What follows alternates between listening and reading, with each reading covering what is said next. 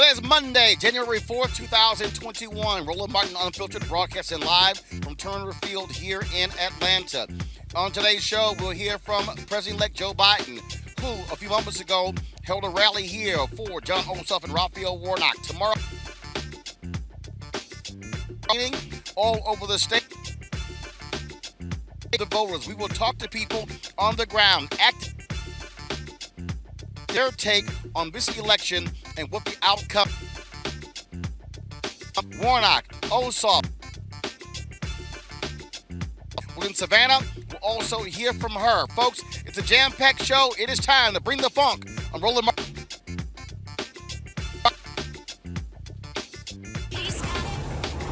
Whatever the biz, he's on it. Whatever it is, he's got the scoop, the fact, the find. And when it breaks, he's right on time and it's rolling. Best believe he's knowing. Putting it down from sports to news to politics. With entertainment just for kicks, he's rolling. It's on go, y'all. It's Roland Martin, Rolling with Roland now. He's funk, he's fresh, he's real, the best, you know he's Roland Martin now.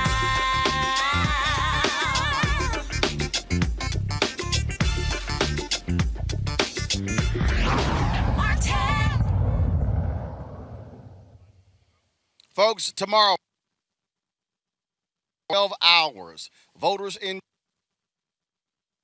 determine three critical runoff. Senate, another one of them, a statewide office against Senator David Perdue, Republican. Leffler. Folks, it is for all the marbles. Democrats, if they win the United States Senate.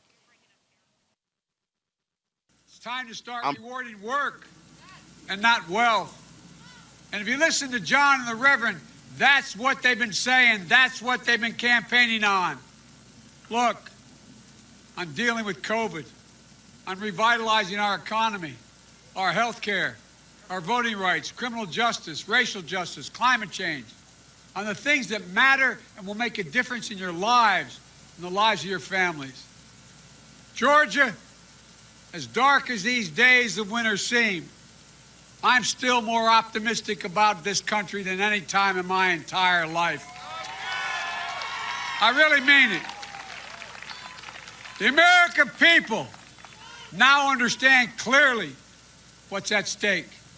And John and Raphael share that optimism. They saw firsthand the power of believing in the promise of America in our darkest months. John learned it from my old friend and yours, John Lewis.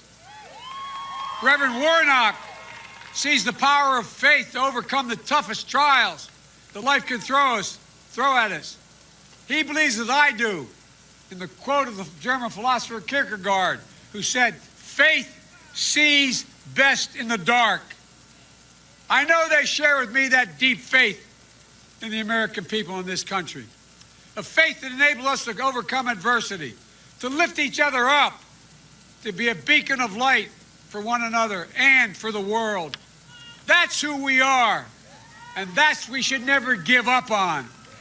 Look, folks, I've said many times, and I'll say it here again, there's nothing, and I say this again, nothing this country is unable to do when we decide to do it together. We have faced tougher times before, and we've always overcome. We've always overcome. We've always come out better than we went in, no matter what. I know this campaign has been exhausting. You put the hard work in over the last few years to get to this moment. It's been intense. It's been nonstop. But I'm asking you to give everything you've got one more day. One more day. And that one more day is not hyperbole. You can change America. So if you haven't voted, vote. If you already voted, and I'm asking you one more day, of making calls and safely knocking on doors. Go to iwillvote.com/GA to find your polling location. Just like you did in November. Vote, vote, vote. Vote for John and the Reverend. Vote. In America, as our opposition friends are finding out, all power flows from the people. From the people. That's our history. That's our law. That's our tradition. That's our Constitution. That's our democracy. Politicians cannot assert, take, or seize power. Power is given, granted by the American people alone. And we can never give that up. It's always, always the will of the people that must prevail. So today, tomorrow, vote. Make sure your voice is heard. Do it for yourselves. Do it for your families. Do it for your children. Do it for your state, your country. Do it for all those who've given up so much. Think of all those who've given up so much to secure that right. Do it for the country you love, because I know you love this country. And the future you want to build for everyone in this country. Do it for all those around the world who aspire like us to be free and a democratic people, who look to us. I've been in over almost 100 countries. They all look to America. The power is in your hands. John and Reverend Warnock are counting on you. So is Kamala, so am I, and so is America. We're a nation built on honor, decency, dignity, and respect. America is and must continue to be a beacon of light, liberty, and democracy and unity. That's who we are. That's the United States of America. Vote, vote, vote, vote. God bless you all, and may God protect our troops. Thank you, thank you, thank you. This notion of a new Georgia would not be possible were it not for the leadership of Stacey Abrams. It was she who was the brainchild of focusing on galvanizing, mobilizing, organizing, registering people in this state that makes this day possible. This is what she had to say at today's rally.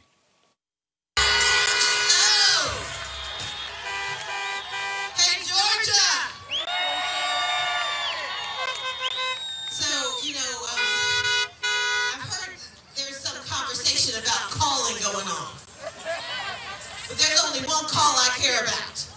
That's the call on January 5th calling Georgia for Warnock and Ossoff. Warnock and Ossoff. That's the call that matters. But it's going to take all of us. It's going to take all of us to get the jobs, the health care, and the justice we need. And I'm going to tell you how we're going to get it done. This is the final call. You see, this is the time, Georgia. This is the place. The world is watching us. And we want them to see Raphael Warnock and John Ossoff and Daniel Blackman take the lead tomorrow in their move. But that means I need to call on each of you. I need y'all to do 3 things for me. Number 1, you need to call 3 friends and make sure they've got a plan to vote tomorrow. And if they tell you they've already voted, you need to find 3 more friends and 3 more friends. But you gotta send them to the polls because they're thinking we've done our work and we plan to sit down tomorrow. We aren't gonna sit down, we're gonna stand up and we're gonna show America who we are. So number 1, I need you to call 3 friends. Then I need you to call 2 frenemies. People you owe money, people who owe you money, folks you broke up with but forgot to tell them why you were leaving. You need to call 2 of those folks. And you need to ask them to go and vote. It's gonna be a hard call to make. And just imagine how much easier it is to get them to call, to tell them to vote if you took the time to give them a call. So 3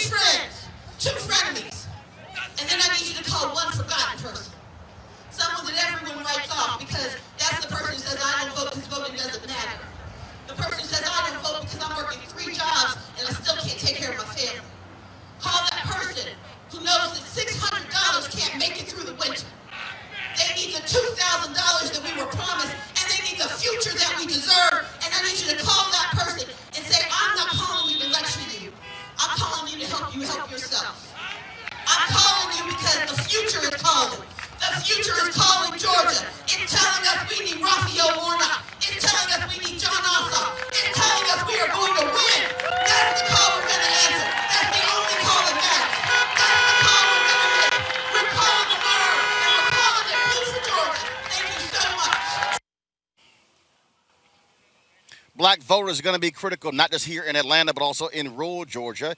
Mayor Keisha Lance Bottoms of Atlanta, she said that 940,000 eligible to vote African Americans did not do so in the November 3rd runoff. She said if black folks simply voted their power, this race would be over.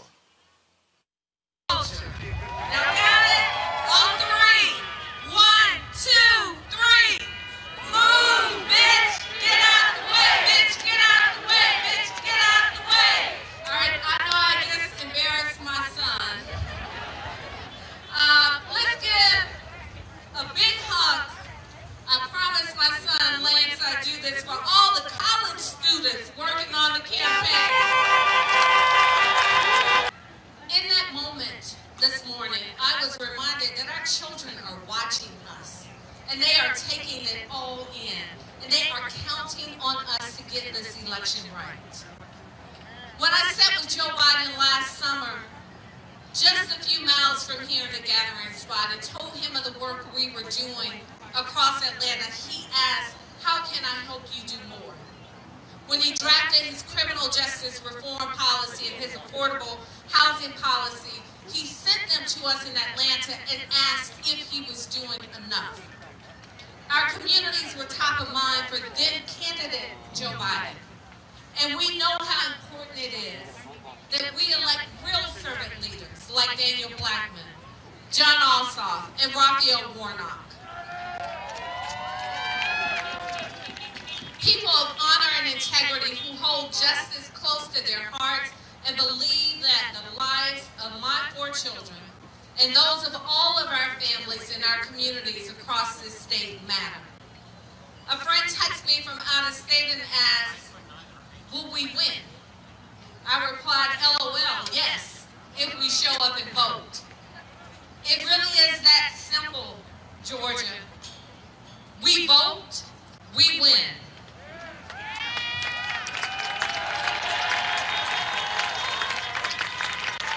So Georgia, our time is now. We cannot wait for another time, some other place, some other heroes. We must be the heroes of our generation and stand up for our children and our children's children and for this great democracy, our America, a better America. Let's vote like our lives depend on it. Thank you, and may God bless and keep each of you.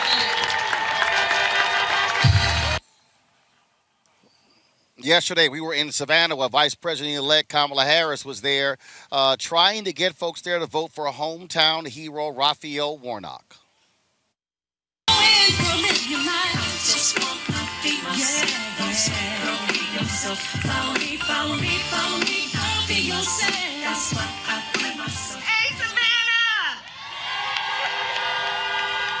2020 is not really over until we get through the end of Tuesday, January 5th, and elect to the United States Senate a son of Savannah, Raphael Warnock, and a son of Georgia, John Ossoff, to the United States Senate.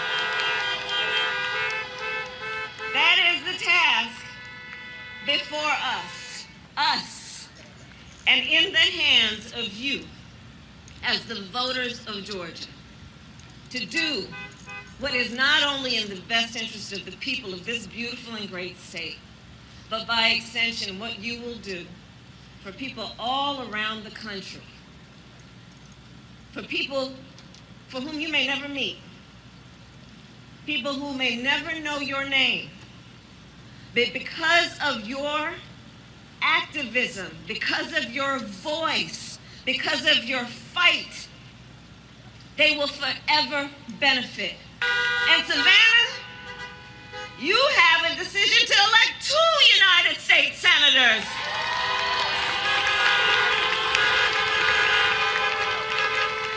That is the power that is in your hands to elect 2 individuals who are outstanding leaders in Raphael Warnock and John Ossoff, and I know them. I have spent time with them. We have talked, we have prayed together. We have talked about the fate of our country, the future of our country, the promise of our country. And they have talked to me about the state of Georgia. They have said to me, Kamala, you need to know what's happening in our state. They've said to me, these are the needs of the people. These are the needs of the children. These are the needs of small businesses. These are the needs of working people. That's who these two men are. Let's just fast forward to most recent history, which is yesterday. Have you all heard about that recorded conversation?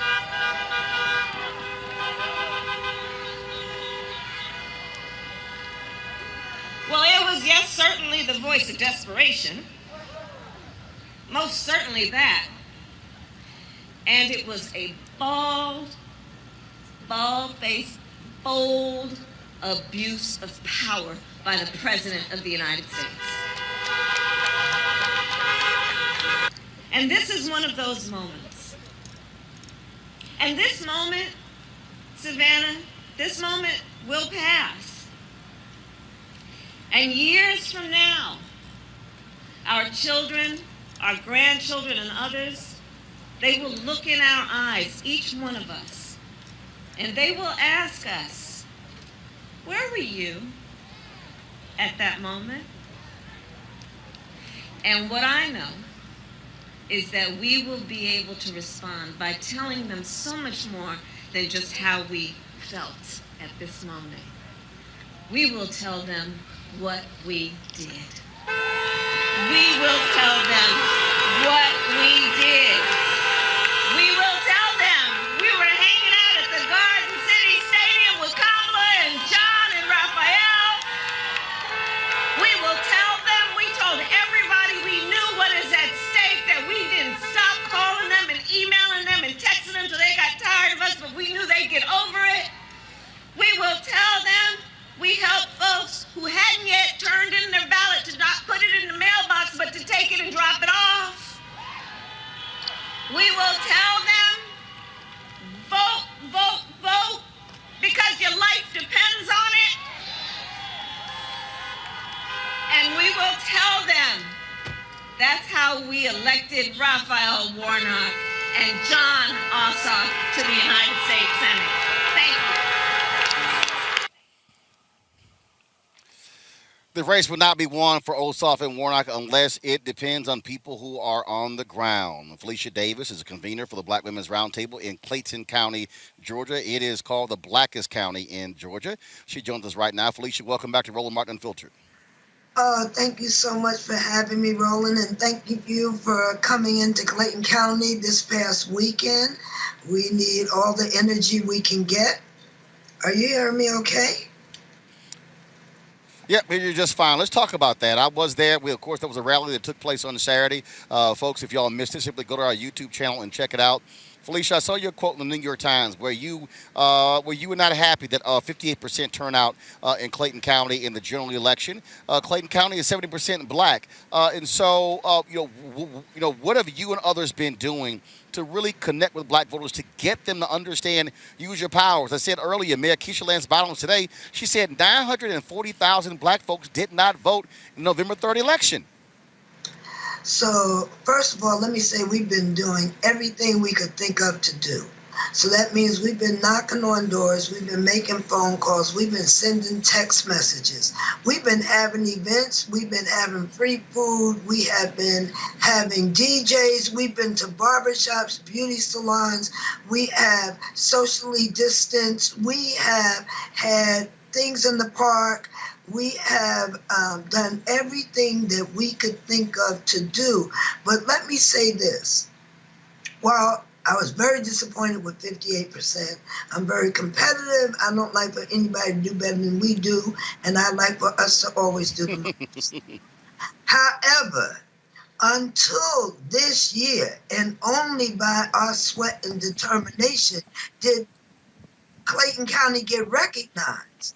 So we were only 50% black in 2000. We're 70% black now. We had 7% Latino in 2000. We have 14% now. We were kicking and screaming and making up dust, and we came over the top on CNN. And then that brought the energy, the focus, the attention to Clayton County. So I would submit that if we continue year after year and election after election, educating people, appealing to people, letting them know that their voice matters, then in fact, they will respond in the way that we expect. So right now, I'm just saying we were low then, we're lower right now. And we do not have an election day game plan. Yeah, we're lower. I said it. Now Felicia, you said a key word. You said education, and one of the things that Latasha Brown and Cliff Albright have said with Black Voters Matter is that for Black folks, our focus cannot be just on election season, and this must be a 7-day-a-week, 24-hour-a-day, 365 initiative to be in this constant state of what I call citizenship education, where we are teaching and training, connecting the dots, as opposed to only showing up, only canvassing, only knocking on doors around election time. Agree? Oh, look, let's be clear. We didn't, down here, we're on the south side. So on the south side, I can't knock on your door and say, come vote. When we knocked on the door, we left PPE. We left a small bottle of water. We left the energy bar. Just in case on the other side of that door, you might be hungry or you might need a mask that you don't have in order to come out and do any business you might need to attend to.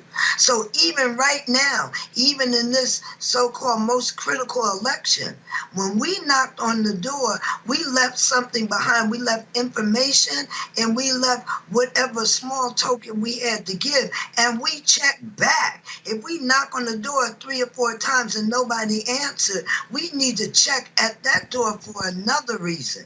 So we are all in. We are every day. Myself, Helen Butler with the People's Agenda, Deborah Scott with Georgia Stand Up, and our mighty Latasha Brown and Cliff. We do this. This is who we are and what we're about. But no, the people on the South Side, they have not been working. They have been heavily impacted.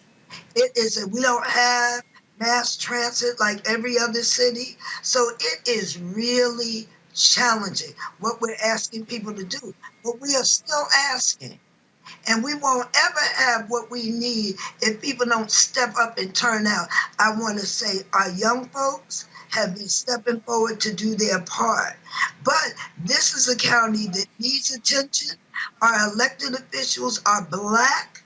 They need to step up and do more, and I love them for what they have done. But we have to show what it means to have Black leadership, what it means when your vote does matter, things need to change, and we need that accountability.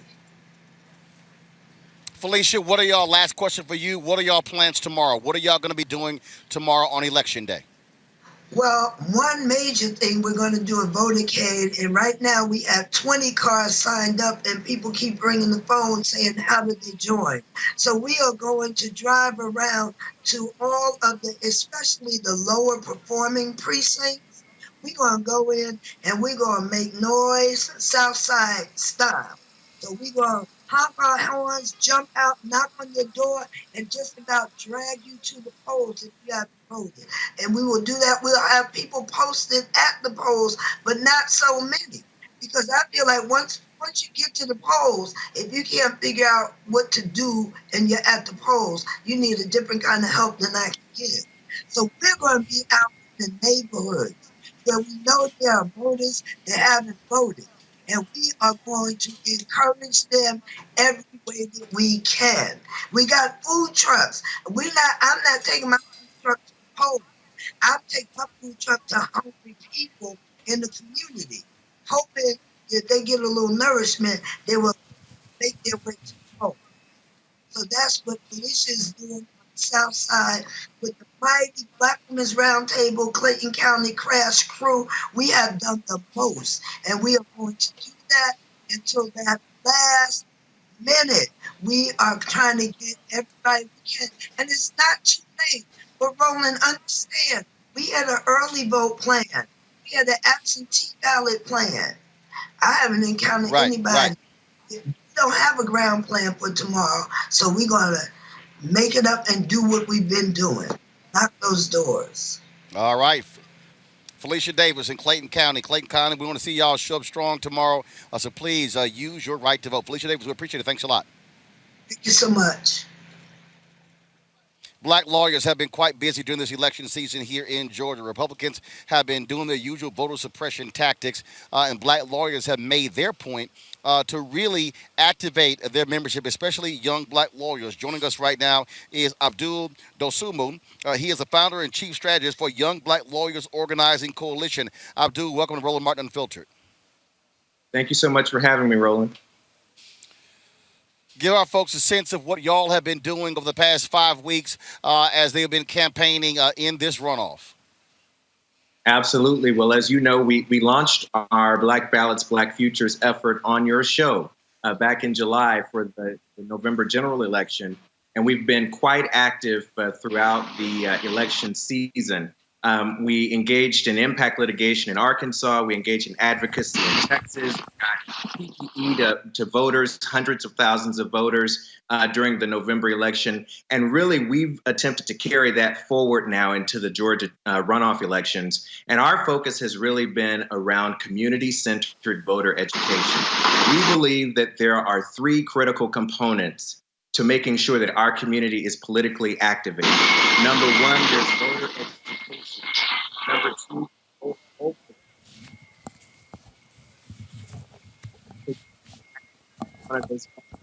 on voter education. Abdul, I can barely hear you. We have an issue with your signal. We're going to do this here. We're going to get you on audio. And so, guys, let me know when we have Abdul. I want to bring in my, I want to go to, first of all, let's see next. Let's go to the CEO of New Georgia Project. Is she there? I'm here. All right, then. Inte, how you doing?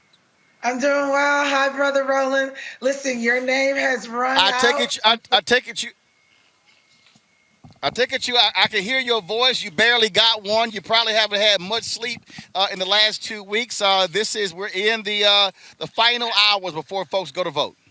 Absolutely. I just want to thank you for your leadership. Your name has rung out from Savannah to Atlanta. I hear that you are in the trenches with us on this final push towards Election Day. We've been in Savannah, Macon, Columbus, Albany. We've been in Warner Robins, Gwinnett County, Clayton County, all over. You know, we certainly made the commitment to cover this race. You know, I'm a firm believer that black media has to present the news and issues to our people. And too often, too many of our black media folks are focused on entertainment and gossip. And so we made the commitment to be here. We've been in this state since December 7th. So absolutely been all around live streaming events. That's critically important because at the end of the day, our folks need to be aware of what's going on, which is why this is actually the third rally we've live streamed today, the third one. Wow. Well, I have an update for you and your audience. Again, Black media is extraordinarily important. And so we knocked on our 2 millionth door yesterday, just in the runoffs, right? Wow. We called 5 million Black and brown folks on the phone. We sent 3 million text messages, digital ads. Our goal was to have 10 touches. So the 500,000 Black and brown folks that we've registered to vote in all 159 of Georgia's counties, we wanted to make sure that they heard from us at least 10 times this year. And so that is why, in the face of a reduction in early voting days, a reduction in early voting locations, a reduction in the number of drop boxes, and other attacks on our elections, Black folks have still turned up in historic numbers and turned out to vote. That we've crushed all previous records by any measure that you can imagine for voter participation in a runoff.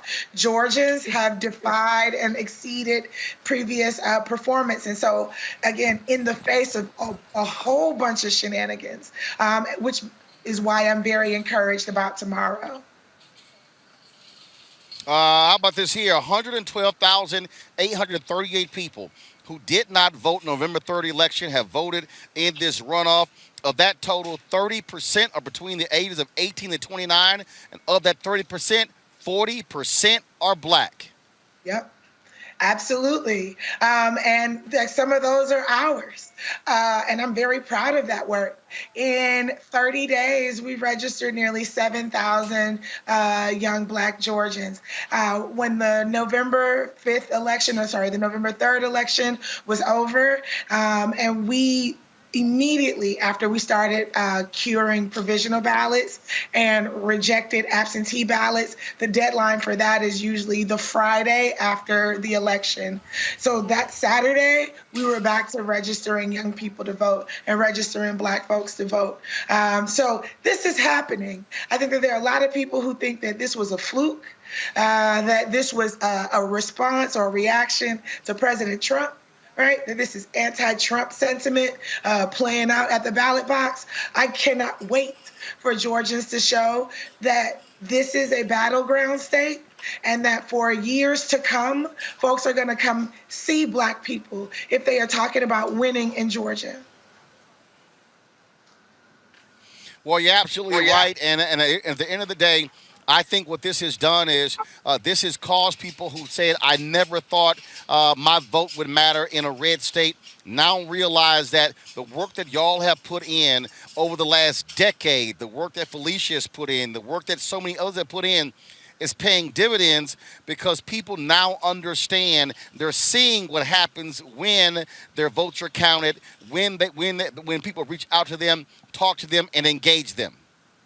Absolutely, absolutely. And here's the thing, and there isn't like one demographic within the sort of beloved community that we're reaching out. Listen, Kappa Alpha Psi, their Founders Day tomorrow, we absolutely are working with Black Greek letter organizations to make sure that they show up. Black labor has showed up in this moment. The Black church has showed up in this moment. African immigrants who've become U.S. citizens have showed up in this moment. Caribbean folks who showed up in this moment, the folks who are experiencing the reversal of the Great Migration. So the people from Brooklyn and D.C. and from the West Coast who have all moved to Atlanta or the Atlanta suburbs to raise their families and take advantage of our great weather, et cetera. Those folks are showing up. So this is sort of the universal Black family is showing up in this moment to demonstrate to the world that we understand how important this moment is, that we understand that in a lot of ways we are the last line of defense against,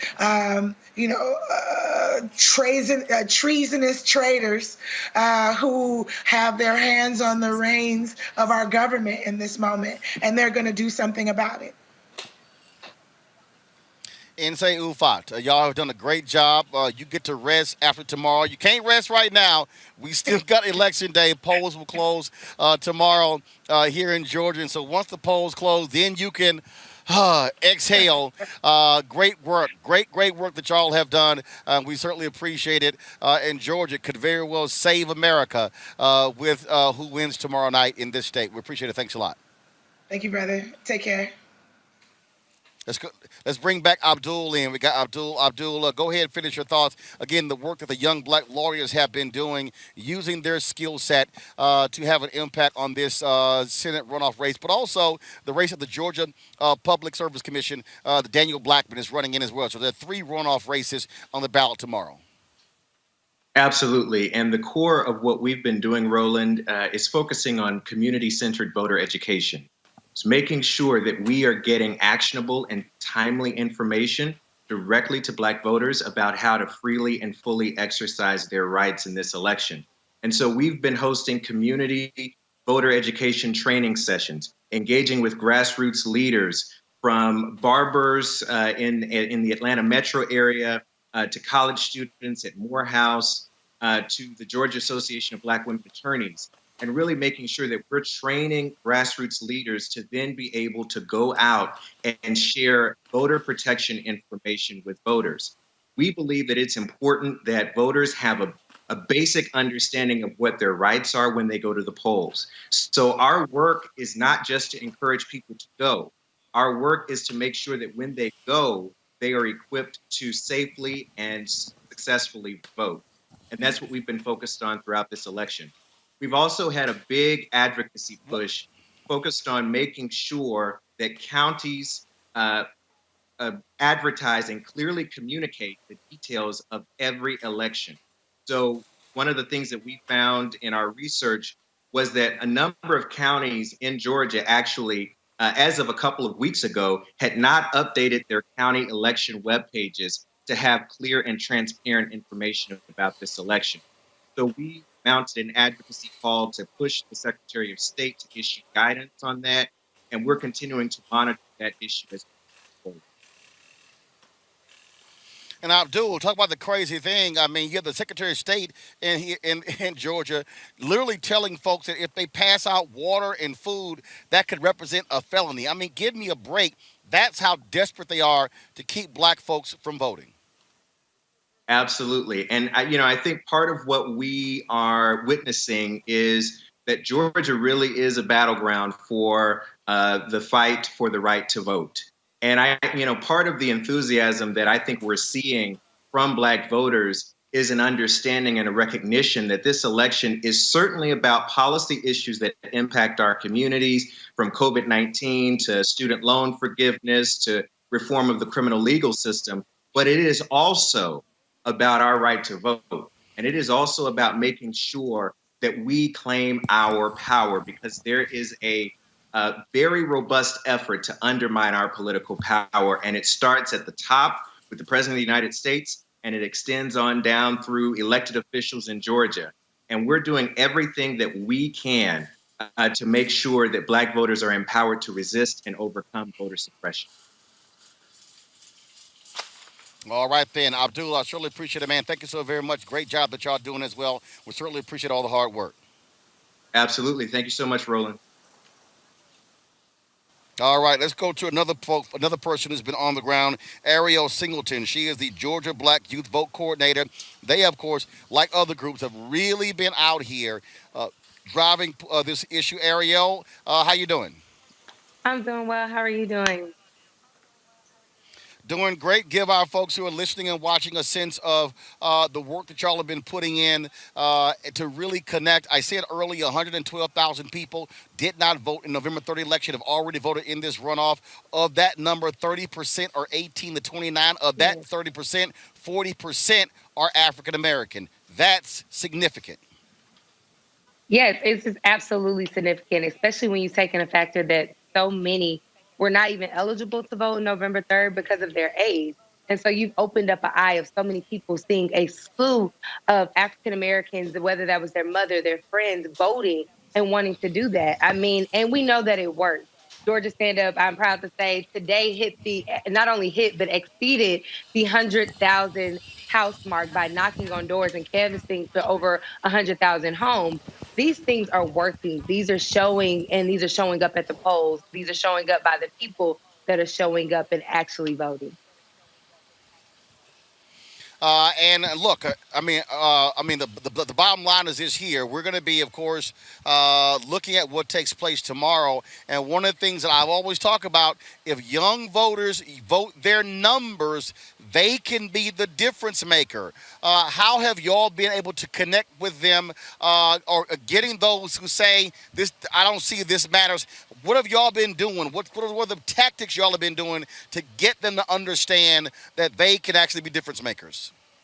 We're pulling out all the stops. I mean, we've had virtual concerts, which we were able to air on your platform. We've had, even when we come down to our canvassers, we have canvassers that are between the ages of 17, we have canvassers that are between the ages of 17 and 16 that are even going up to age 21. These are young canvassers going to doors, young canvassers knocking on doors. So when you see somebody that looks like you advocating to get out the vote, they are going to get out and vote. We have party buses. We're pulling up at the polls with party buses, DJs. I mean, everything. We are giving young people something that are to be excited for when they go and vote. Last point, as I asked Felicia, there's anything particularly that y'all are doing tomorrow on Election Day? That's your last chance to reach people to get them to the voting booths.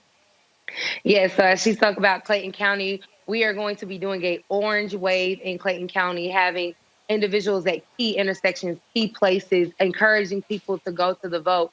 We have signs that say you have the power, making sure that they're seeing this. You see it once, you see it twice, you see it 3 times, hitting people multiple ways. We'll also be doing a motorcade around Fulton County and South DeKalb and Clayton County, hopping out at these different polls, giving people something to be excited about. All right, Ariel Singleton with Black Youth Vote here in Georgia. We certainly appreciate all the work that y'all been doing. Thank you for joining us at Roland Martin Unfiltered. Thank you. Folks, Tyler Perry tweeted something out today saying that he requested a mail-in ballot on December 2nd, and it still has not arrived. That was a tweet that he sent out today. And one of the points that he made was, I'm just going to go ahead and read it for you real quick here. So just give me a second, please. Let me find it. This has been part of the problem while they've been telling people, don't try to sit here and worry about that. He said, hey, George, is anyone else having this problem? I ordered my absentee ballot on December 2nd. I'm told it was mailed on the 4th. I still don't have it. That was today at 11:16 a.m. Folks, that's part of the problem when you see with the U.S. Postal Service and what Trump's people have done to purposely slow down the mail. Tyler Perry did, though, over the weekend, release this video on his social media encouraging folks in this state to go to the polls and vote for Ossoff and Warnock. Hey there. I got to tell you this, guys. I do not like politics. I don't like being involved with it. I don't at all. But every now and then there's something that comes along that's so important that we all have to just stop and pay attention. The Georgia runoff is coming up on January the 5th, and I want to be sure that all my fellow folks in Georgia get out and vote. This is so important, and I tell you why. On so many levels. Back in, was it right before Thanksgiving, I fed 5,000 families at the studio. I was like, okay, we're going to get 5,000 meals and gift cards away, and this should be, a great thing for the neighborhood. I got to tell you, I was heartbroken when we got to the 5,000th family. And there was still a line trying to get to the studio that went around for miles and snaked through all kinds of neighborhoods. I drove around and I saw it. And I realized that this need is so great. I can't do it alone. No one person can do it alone. We need our federal government, and we need the leaders in government to be able to help us, right? So with that said, with the Senate runoff coming up and just finding out that Mitch McConnell is blocking a $2,000 stimulus check, $2,000. It's shocking to me that people who have so much money cannot even care about what that $2,000 will mean for us. People like us, people who I grew up with, and people who are working families and working hard, So by the grace of God, I managed to do well, but that's all it's been, is the grace of God. So there's so many good people out there who are hurting because of this pandemic. And this shouldn't be about politics. This shouldn't be about playing games. This should be about getting people fed and getting them what they need. And in order for us to do that, we've got to change what's happening in the Senate. We've got to go out and vote. Okay. So on January 5th, I need all of us to get out and vote. This is very important. Get out and vote, get out and vote, get out and vote. My candidate, John Ossoff and Warnock. Those are my candidates I'm voting for. You can vote for whomever you like, but I think it's very important that we get out and vote so that we can shift the power in the Senate so that the people are taken care of.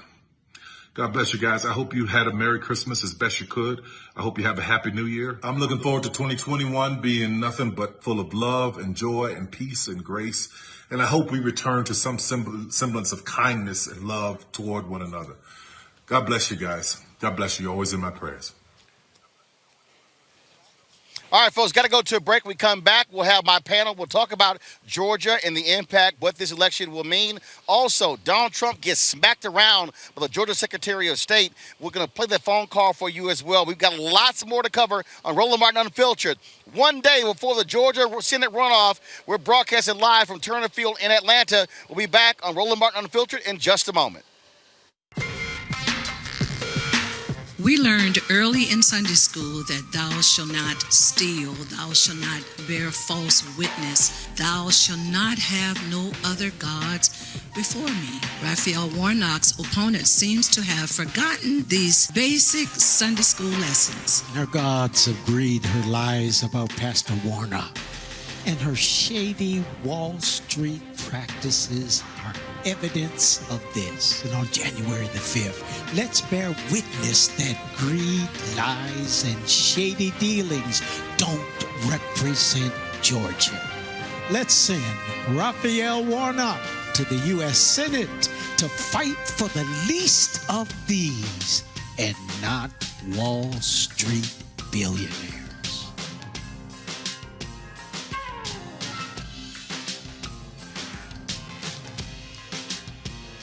Young people, people who have just registered to vote, people who have been in the streets protesting and about to do the greatest protest of all, which is to have their voice heard through the vote. Because these young people are the people who are going to keep everybody honest once we vote them in.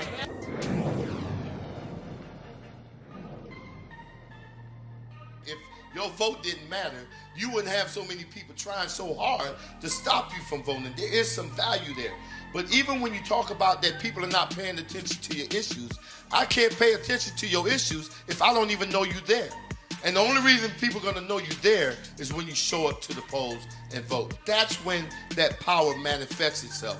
But as long as you staying home, as long as you're making excuses, then guess what? You will always experience these issues that we're experiencing today. And another thing, don't get caught up in the candidates, right? There's no such thing as a perfect candidate, but you should be going to vote for the most important person, and that is you and the one you love. You talk about you'll fight for the one you love. You're willing to die for the one you love. You need to ask yourself, are you willing to vote for the one you love? Because if you don't, there's going to be somebody's neck on yours pretty soon.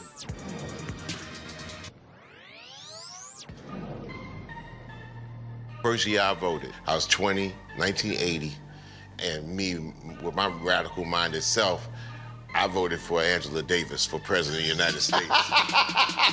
And you wrote her in? I wrote her in, yeah. And then it was Jimmy Carter versus... Right, Jimmy Carter versus Reagan. And then I realized that, okay, this is the World Series pimp game at the top. And I just realized the game of mathematics at the top. And then we got Ronald Wilson Reagan, which devastated our communities for an 8-year run. And then you had the 4 years of Bush. But it was the trickle-down factor that came out of that. I mean, it was devastating in the area I came from. But I then knew that the voting, yes, the trick game was going on, but you better really seriously try to understand that like they used to play the numbers back in the day. You got to figure out the numbers game.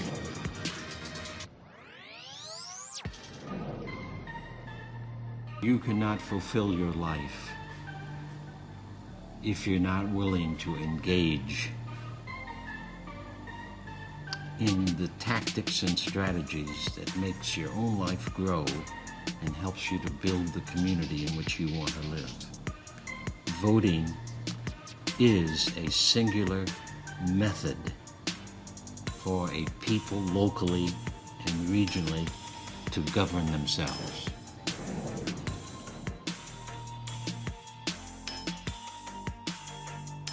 And I come to ask you to go all out. Just see what a power you can be. Let us march on ballot boxes. And that is to go out to vote. For this is the way we are going to straighten up the South and the nation. Let us march on ballot boxes until men and women will no longer walk the streets in search for jobs that do not exist. Walk together, children. Don't you get weary. One day, Georgia will be a better state.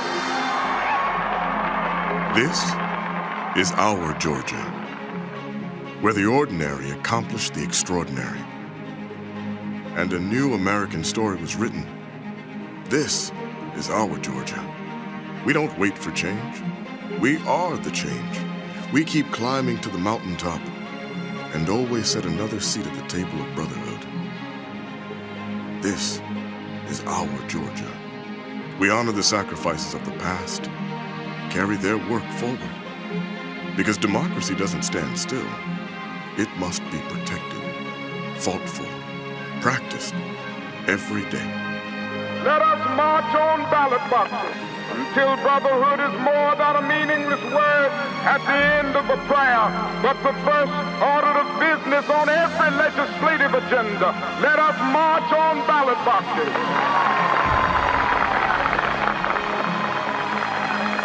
Every voice counts. Every vote counts. Every voice must be heard. must be heard. Este es mi futuro. This is my future. This is my Georgia. This is my Georgia. This is my Georgia. This is my Georgia. How about you? ¿Y tú? Are you in? Are you in?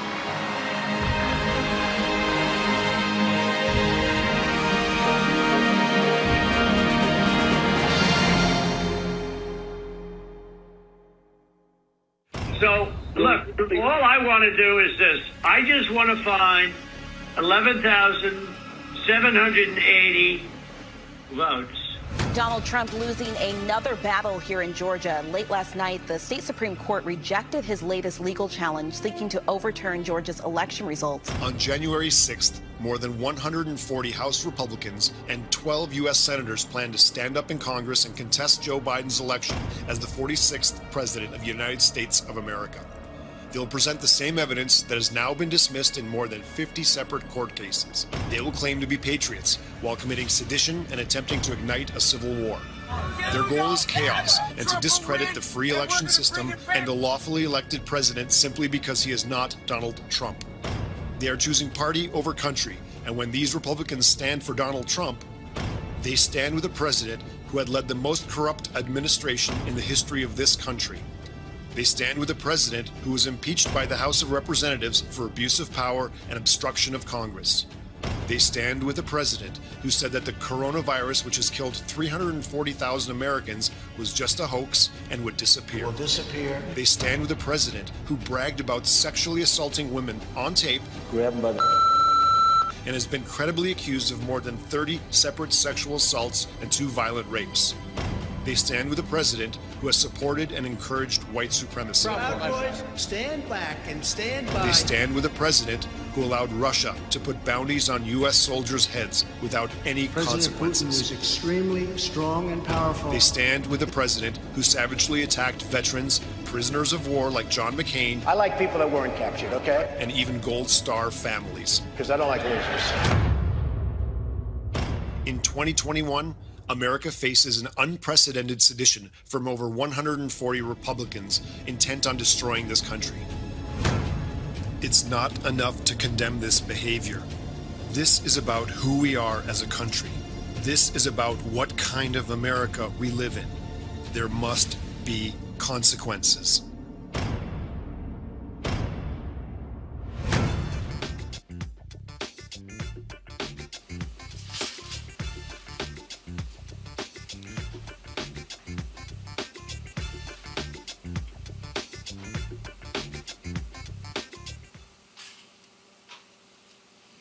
All right, folks, welcome back to Roland Martin Unfiltered, broadcasting live from Turn the Field here in Atlanta.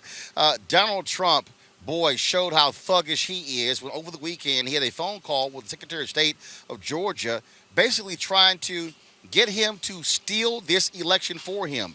He is so desperate, he cannot handle that he actually lost to Kamala Harris as well as Joe Biden. He simply can't handle it. So what does he want to do? He wants to cheat.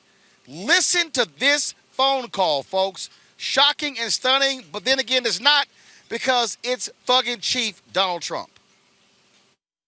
We have won this election in Georgia based on all of this. And there's nothing wrong with saying that, Brad. You know, I mean, having a correct, the people of Georgia are angry. And these numbers are going to be repeated on Monday night, along with others that we're going to have by that time, which are much more substantial even. And the people of Georgia are angry. The people of the country are angry. And there's nothing wrong with saying that, you know, that you've recalculated. Well, Mr. President, the challenge that you have is the data you have is wrong. Now, do you think it's possible that they shredded ballots in Fulton County? Because that's what the rumor is. And also that Dominion took out machines. That Dominion is really moving fast to get rid of their machinery. Do you know anything about that? Because that's illegal. This is Ryan, Germany. No, Dominion is not moved any machinery out of Fulton County. We're having but have they moved? Have they moved the inner parts of the machines and replaced them with other parts? No. You sure, Ryan? I'm sure. You should want to have an accurate election. And you're a Republican. We believe that we do have an accurate election. No, you don't. No, you don't. You don't have. Not even close. You're off by hundreds of thousands of votes. You know what they did, and you're not reporting it. That's a criminal offense. And you can't let that happen. That's a big risk to you and to Ryan, your lawyer. That's a big risk. But they are shredding ballots, in my opinion, based on what I've heard, and they are removing machinery, and they're moving it as fast as they can, both of which are criminal fines, and you can't let it happen, and you are letting it happen. I'm notifying you that you're letting it happen. So, look, all I want to do is this. I just want to find 11,780 votes, which is one more than we have, because we won the state. So tell me, Brad, what are we going to do? We won the election, and it's not fair to take it away from us like this. And it's going to be very costly in many ways. And I think you have to say that you're going to re-examine it, and you can re-examine it, but re-examine it with people that want to find answers, not people that don't want to find answers. For instance, I'm hearing Ryan, and he's probably, I'm sure, a great lawyer and everything, but he's making statements about those ballots that he doesn't know. But he's making them with he did make them with surety, but now I think he's less sure, because the answer is they all went to Biden. And that alone wins us the election by a lot. So. Mr. President, you have people that submit information, and we have our people that submit information, and then it comes before the court, and the court then has to make a determination. We have to stand by our numbers. We believe our numbers are right. Well, under law, you're not allowed to give faulty election results, okay? You're not allowed to do that, and that's what you've done. This is a faulty election result. And honestly, this should go very fast. You should meet tomorrow, because you have a big election coming up, and because of what you've done to the president, the people of Georgia know that this was a scam. And because of what you've done to the president, a lot of people aren't going out to vote. And a lot of Republicans are going to vote negative because they hate what you did to the president, okay? They hate it. And they're going to vote. And if you would be respected, if this thing could be straightened out before the election. You have a big election coming up on Tuesday. Brad Raffensperger, the Secretary of State of Georgia, not happy at all. Georgia election officials held a news conference today that was devastating to Donald Trump, because all they did was expose lie after lie after lie after lie. Yes, it's Gabriel. Good afternoon, everybody. My name is Gabriel Sterling. Good to see you all again. Happy New Year. We are preparing for a major election tomorrow. Obviously, a few things we want to go over, and then we will go into some other items, I'm sure. So, as of right now, we have 962,886 mail and absentee ballots received. There's 281,376 that are still outstanding. I'm hoping to get the military received conference, which will hopefully come in on my cell phone. In person, obviously, we smashed the record for turnout on that one. We're at 2,074,857. So that means right now we're looking at 3,037,743 votes that have already been cast across Georgia. Now, the previous record for a runoff election was a 2004, I think it's right, Saxby-Chambliss race, which was 2.1 million votes that were cast. That is the previous record. And in the election 2018, runoff election, we saw just under 1.5 million. So obviously a lot of interest. I'm sure Georgians are tired of TV ads, text messages, voicemails, and mail. So it's all going to end very soon, hopefully.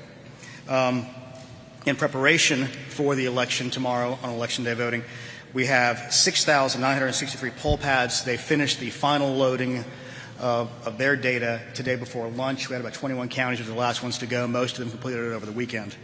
A total of 2,648 polling locations open on election day. We have a couple that have been closed due to some shortages and some other COVID-related items, but the total we have right now is 2,648. We don't anticipate changes, but they always may happen. We have shared those locations with Georgia Power and the EMCs in case there's power issues or any other issues that might come up from that. And we've seen a few shortages of poll workers, so I think specifically we saw in Morgan County they're going to lose 2 locations because of that. Now, what we've seen also is a difference in the turnout models depending on congressional district and county in this state so far, in large part driven by the continuing misinformation and disinformation concerning the value of people's votes in this state. The Secretary wants me to make clear that everybody's vote is going to count. Everybody's vote did count. I want to make that abundantly clear. If you care about, the values and directions of the nation you want to see, it is your obligation to turn out and vote tomorrow, be you Democrat or Republican. However, right now, given the nature of the President's statements and several other people who have been aligned with him previously, who've literally had rallies saying protest and don't vote, we are specifically asking you and telling you, please turn out and vote tomorrow. One of the things specifically I've had to argue with people whom I've known for 20 years, they say, well, we feel like our election was stolen. We feel like our votes don't count. And I said, okay, I'm not acknowledging that the election was stolen because it wasn't. I'm not acknowledging that there was massive voter fraud because there wasn't. But I said, but if you believe in your heart of hearts that there was, the best thing for you to do is to turn out and vote and make it harder for them to steal.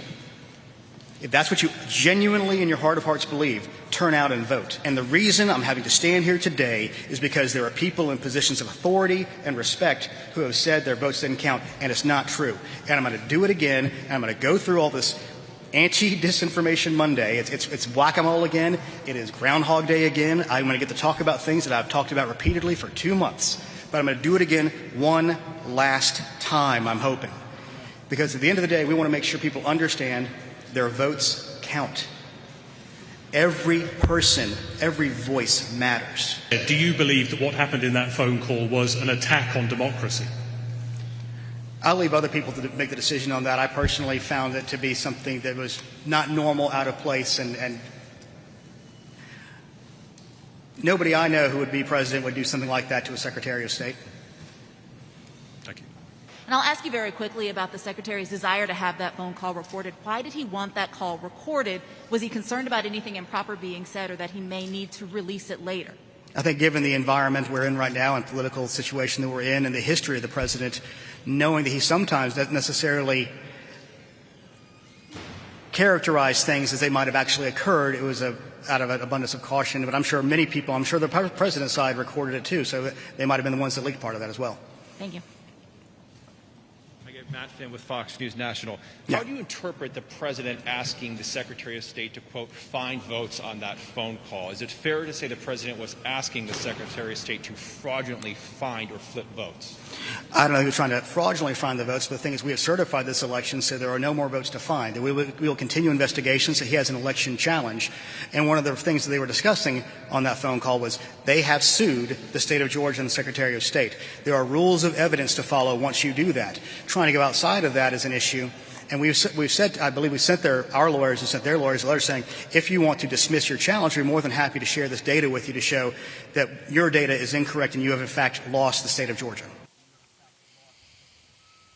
I want to bring my panel now, Dr. Avis Jones Weaver, political analyst, leadership strategist, Dr. Julian Malvoy, President Emerita, Bennett College economist, Mustafa Santiago Ali, former advisor with the EPA. Julian, I want to start with you. First of all, the U.S. attorney who Donald Trump appointed here in Georgia has resigned. Of course, this happens 2 days after that particular call. Also, the DA here in Fulton County, Fannie Willis, this is what she submitted. Like many Americans, I have found the news reports about the president's telephone call with the Georgia Secretary of State disturbing. It is my understanding from news reports that a member of the State Election Board has requested that the Secretary's Elections Division investigate the call, after which the board can refer the case to my office and the State Attorney General.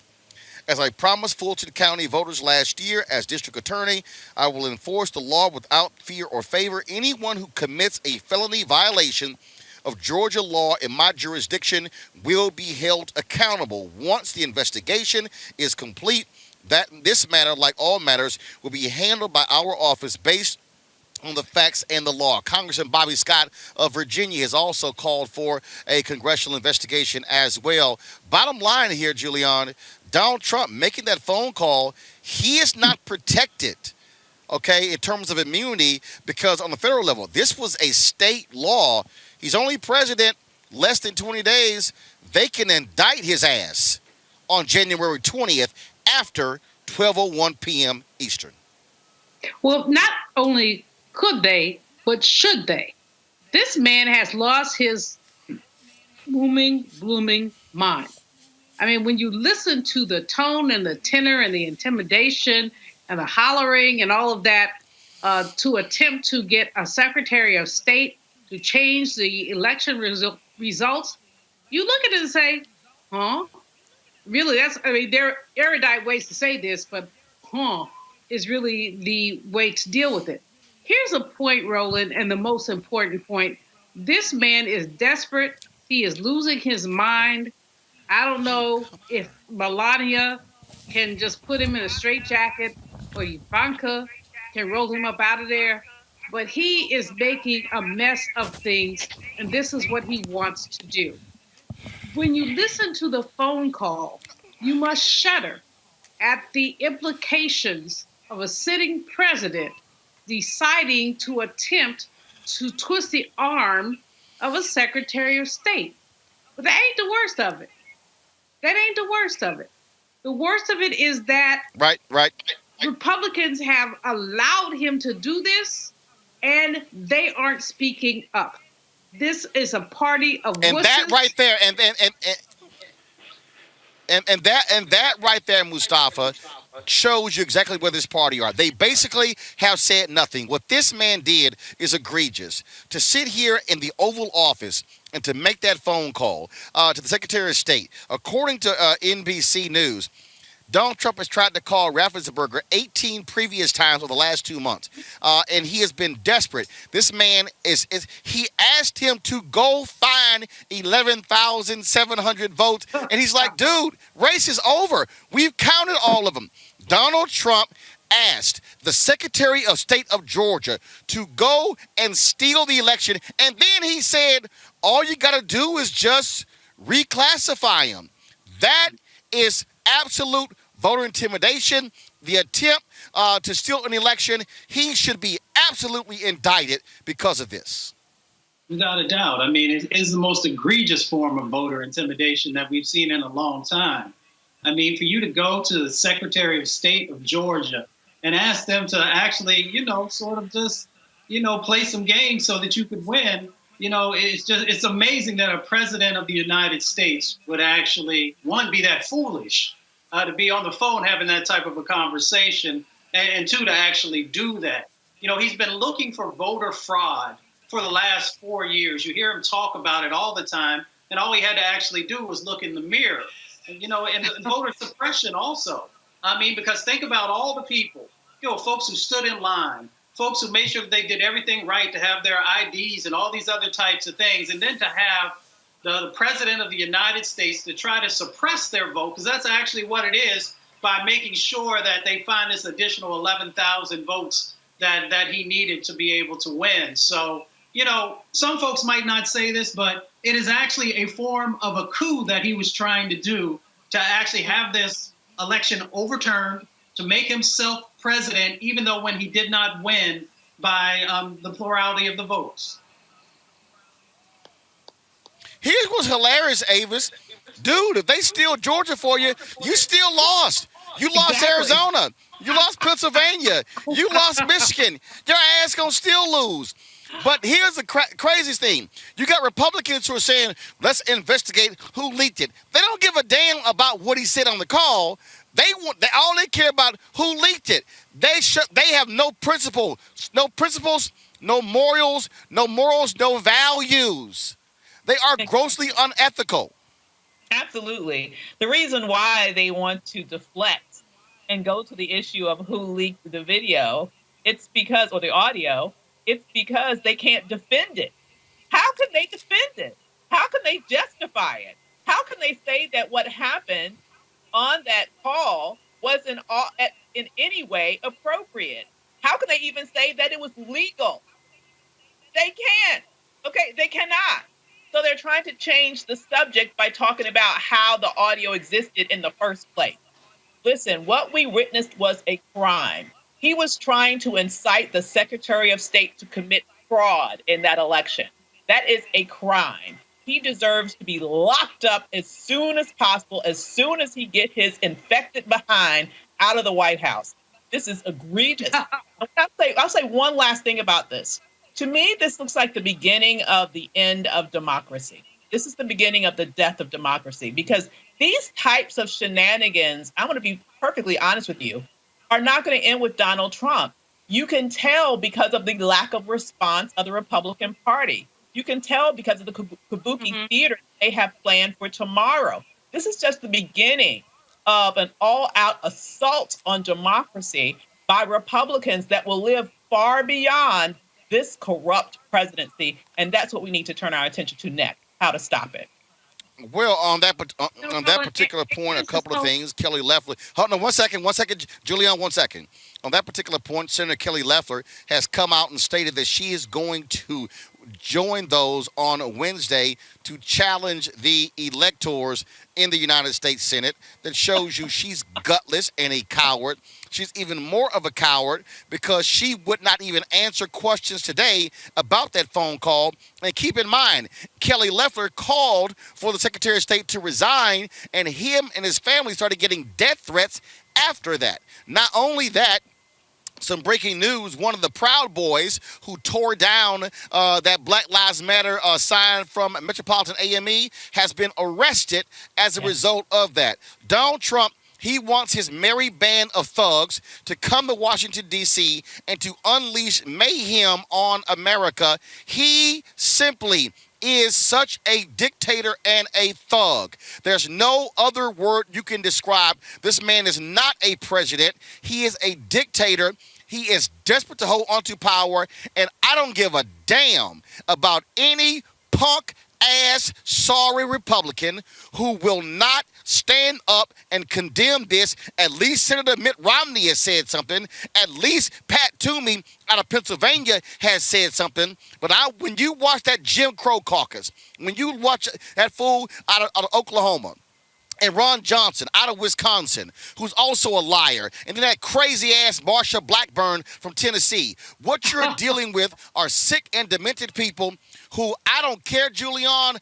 I don't want to work with them. The hell with them. And I say go after them. And I say to Nancy Pelosi, you don't seat any Republican who stands with Trump on this, because if the election was illegal, then their re-election was also illegal. You know, Roland, one of the things I have to say is that it's really kind of funny when you look at it. When you look at these devils who want to essentially upturn the election results, they don't understand that they're upturning their own results. And they really are not. Nancy Pelosi is doing her best. She's in a challenging situation. I think she's doing the best she can do. I wish that the Democratic caucus would align, but it isn't going to. We're all over the place. We're Democrats. We're never going to be in the same place. But here's what we do know. We know that we have an idiot, a certified public idiot in the house that enslaved people built. We know that he is doing in the next 20 days, 18 days, he's doing his best to F up whatever there was in foundational structure. And he knows that he can play games, and that some of his followers, like Ted Cruz, will follow him. Now, it's always interesting that someone like a Ted Cruz, he talked about Ted Cruz's mama. He talked about Ted Cruz's wife. No. His daddy. He accused the man's daddy of killing Lee Harvey Oswald. The man called your wife ugly, and your punk ass running around behind him.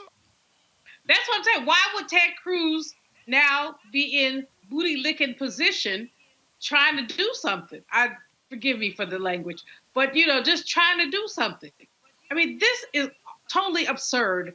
But what's most absurd is the way that the Republican Party has abdicated its integrity. I'm not going, we all have Republican friends. We ain't going to say that. But what I'm saying is, if we're Americans, if we're patriots, then we really have to say, this spit is over. It's over. Look, Julian, they were never they were never patriots. They were never patriots. Okay? Well, they care about power. They're sucking up to this man. Hawley out of Missouri, sucking up to him. All the rest of them. Avis, let me be clear. I don't give a damn about none of them. I don't want to work with any of them. I want to bury them. I want to defeat them. Joe Biden should say, I'm not going to talk to any of you. These people, let me be real clear what they're doing. They are saying to America, damn you black people. Because they are only disputing voting in Fulton County. They're only disputing voting in Philadelphia. They're only disputing voting in Milwaukee. They're only disputing voting in Detroit. This is a direct attack on black people. Let's call it exactly what it is. I don't want to, and so it is not an attack on democracy. It's an attack on black people, and that's what they're doing, and we got to call it what it is, and Avis, black folks had better understand. Trump is appealing to white nationalism, and he is saying to these Proud Boys, attack these folks, and that's why they went after a Black Lives Matter sign at a black church, because they have disdain that black people dare to exercise their right to vote, which they did not want to give us coming out of slavery, which they did not want to give us, of course, during the Reconstruction period. That's why the Mississippi folks met in 1890, because they got sick and tired of black people being elected, and ever since 1890, there hasn't been a single black person elected statewide in Mississippi. That's why, even where I'm standing in Georgia, the reason they have changed the runoff law, the law in Georgia was specifically changed because white folks said we do not want to see multiple white candidates running and split the ticket to allow an African American to win. So the reason there is 50+1 voting here in Georgia is specifically because of racism. That was the root of this law in this state. And so what we are seeing, Avis, pure and simple, is a direct attack on the sovereignty of black people in America. Absolutely. This is a frontal attack on the black vote, specifically. As you mentioned, surgically, they have gone and targeted those specific areas and localities that have an overabundance of black voters to challenge. And like now, what is it, over 5-6 dozen lawsuits? Now we have this ridiculousness that's going on again with this call in Georgia, where Fulton County was specifically mentioned out of the president's mouth. That's exactly what's going on here. And you're exactly right.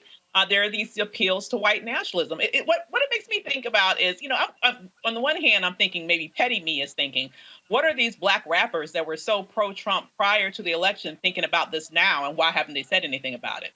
But beyond that, now that I got that out of my system, I have to say that, I think it's very important that black people understand the power of our vote. And what's exciting to me in the midst of all that, I am seeing evidence that we get it. When you look at what's happening with LaTosha Brown and the Black Women's Roundtable and all that Stacey Abrams and all of those other organizers in Georgia have been able to do, we are seeing amazing turnout, just even in the early voting areas. We're seeing amazing turnout among rural areas in terms of black population.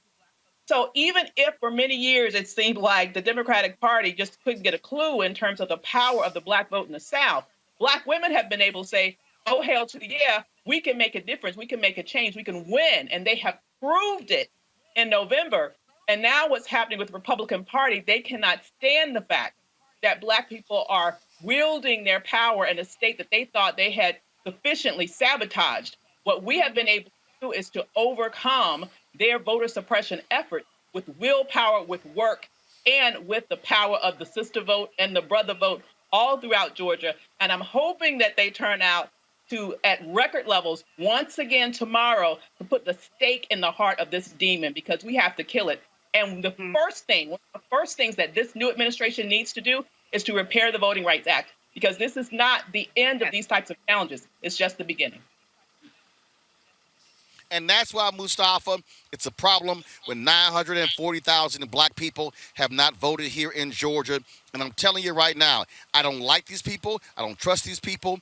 On The View, they discussed it today. And Meghan McCain said, you know, we got to have more respect and tolerance for Trump voters. Hell no. I ain't respecting nobody who voted for a racist, who voted for a sexist, who voted for a xenophobe, who voted for a narcissistic son of a bitch who doesn't care about anybody else, a man who would rather steal the election, who has lied about voter fraud, who has lied about everything. This man has lied repeatedly. And I'm sorry, if you are a Trump voter, that means that you accepted all of that, and your tax cuts were worth it. You cared about the issue of abortion more than any of that. You cared about all that. No. Damn that. I'm going to sit here and say it. If you are a Trump supporter and you went along with that, then you are just as guilty as he is, because you voted for pure evil.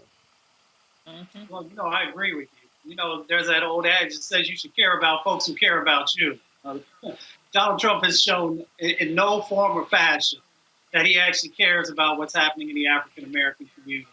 He's done everything in his power through policy to make our lives more difficult, to shorten our lives, and to take wealth out of our communities. And I'm glad you raised that last point also, Roland, because it's so incredibly important.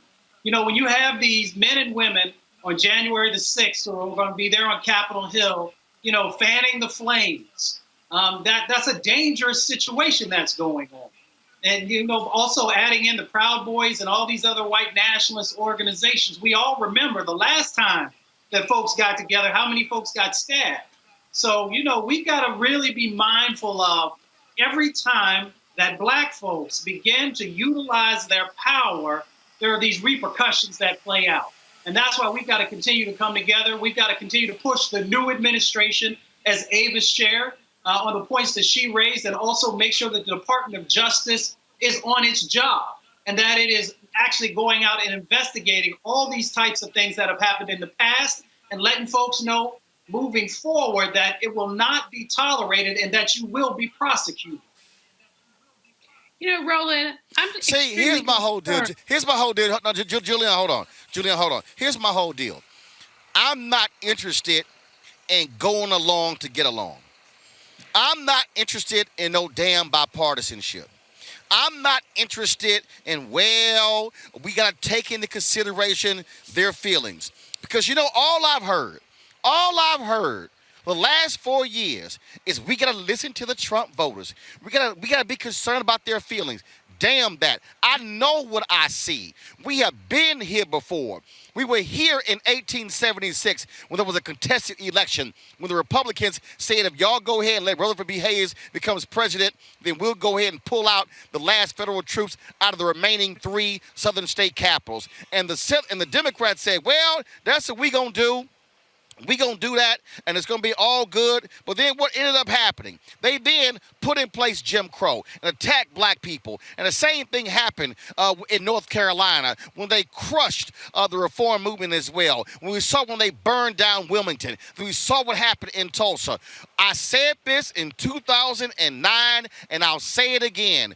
We are living in the age of white minority resistance. And what they are doing is attacking Black people. They do not like to see what we did when it came to voting. And that's why I saw some dumbass on my YouTube channel say, I didn't vote for Trump or Biden. Well, who the hell you think you voted for? Because here's the real deal. If you don't take control of the Senate, if Ossoff and Warnock do not win tomorrow, then there is no John Lewis Act to fix the Voting Rights Act. There is no George Floyd Justice Act. There is no relief for student loan debt. You're not going to see a real rollout when it comes to the COVID-19 vaccine. So you got to be stuck on stupid if you walking around here saying, well, I'm just going to sit this out. Hell no, you ain't got time to sit it out, because black folks have had caught hell in this country, and I'll be damned if I'm going to sit here and be alive in 2021 and be silent when I see racists who are sitting here targeting black people every single day. You know, Roland, one of the most important things I think that your program is a contribution to our people is to lift this up, because there's so many people who really do not believe black people. That is racism. It's just, these were incidental conversations. This was an accident. They didn't mean it. And the fact is that it's systemic. It is so MF systemic. And excuse the MF, I try to clean up my language for 2021. But in any case, we'll do our best. But in any case, what we have to deal with, as you've said, is the very many ways that this cake called America has in its ingredients patriarchy, racism, capitalism, predatory capitalism. This is the cake that has been baked. And can you unbake a cake? And by that I mean, can you get us back to a place where everybody has an opportunity? We're looking at young people. The achievement gap is widening because of income gaps. We're looking at any number of things, Roland. You know better than I do what we're looking at. You're down there on the ground. But what we must know and what we must deal with is the fact that this is untenable. It is. We have to deal. Look, I'm about to go to a break, but I need everybody watching to understand. And I'm gonna go ahead and say this, and yeah, it's gonna hurt some folk feeling, but that ain't my problem. And that is this here. We got about 5,000 people who are watching on YouTube. We got about hey, he gotta move that car. Truck is coming out. He gotta move that car. 5,000 people. 1,000 people who are watching on Facebook.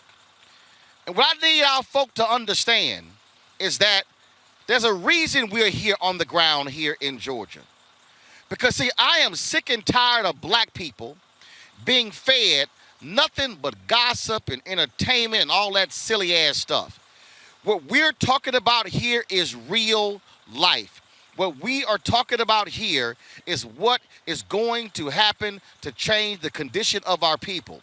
And you cannot sit here and be silent and be stuck on stupid with your silly ass feelings talking about, well, I don't like this person or that person. Y'all, this real simple. Evil is facing us. We got a man sitting in the White House who would rather execute 5 black people and hurry up and do it before he walks out of the office on January 20th. That's what we're dealing with. We're dealing with a party that fully supports this evil every single day. And you want me to sit here and play these damn games saying, well, Biden, he the same as Trump. Well, the hell, no, he not. And you know what? I'm going to push Biden. I'm going to push him hard. I'm going to push Harris. I'm going to push her hard. But we've got to have black media in the 21st century who actually is doing more than just stuck on stupid with entertainment and gossip. So that's why we need y'all to support what we do, being here on the ground, making this stuff happen, because that is the only way we're going to see the level of change required. Going to a break right now. We'll be back. More Roland Martin Unfiltered, broadcasting live from Atlanta here at Turner Field. Back in a moment.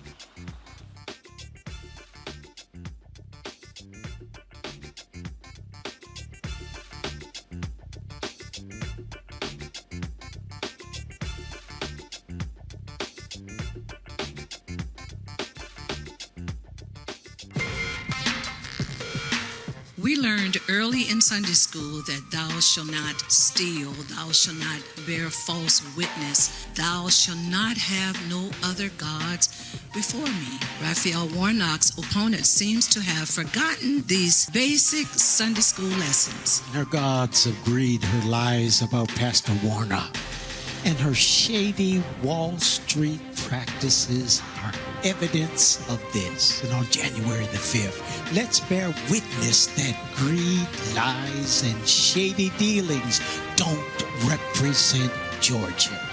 Let's send Raphael Warnock to the U.S. Senate to fight for the least of these and not Wall Street billionaires.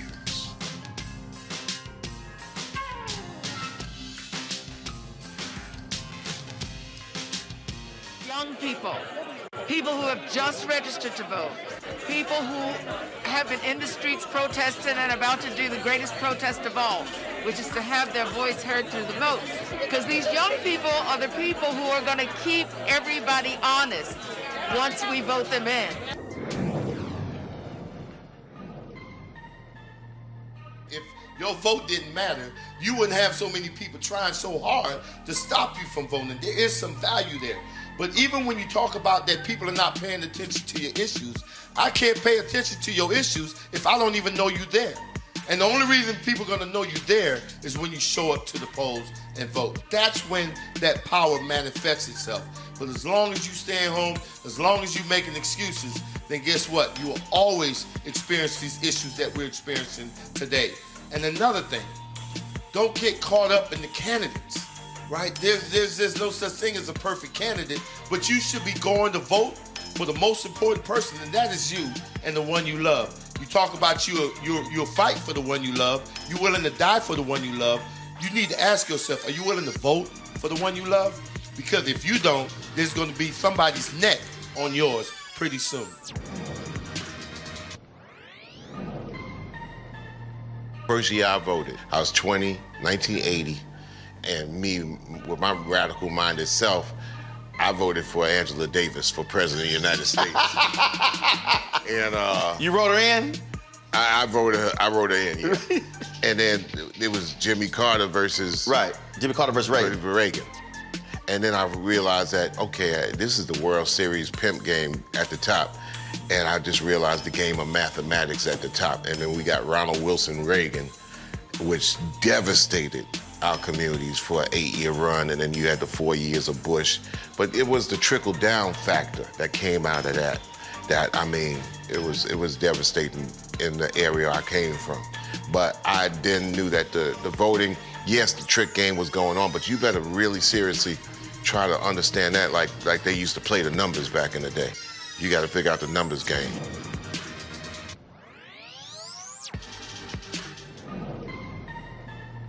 You cannot fulfill your life if you're not willing to engage in the tactics and strategies that makes your own life grow and helps you to build the community in which you want to live. Voting is a singular method for a people locally and regionally to govern themselves. And I come to ask you to go all out. Just see what a power you can be. Let us march on ballot boxes. And that is to go out to vote. For this is the way we are going to straighten up the South and the nation. Let us march on ballot boxes until men and women will no longer walk the streets in search for jobs that do not exist. Walk together, children. Don't you get weary. One day, Georgia will be a better state. This is our Georgia, where the ordinary accomplished the extraordinary, and a new American story was written. This is our Georgia. We don't wait for change. We are the change. We keep climbing to the mountaintop and always set another seat at the table of brotherhood. This is our Georgia. We honor the sacrifices of the past carry their work forward. Because democracy doesn't stand still. It must be protected, fought for, practiced every day. Let us march on ballot boxes until brotherhood is more than a meaningless word at the end of a prayer, but the first order of business on every legislative agenda. Let us march on ballot boxes.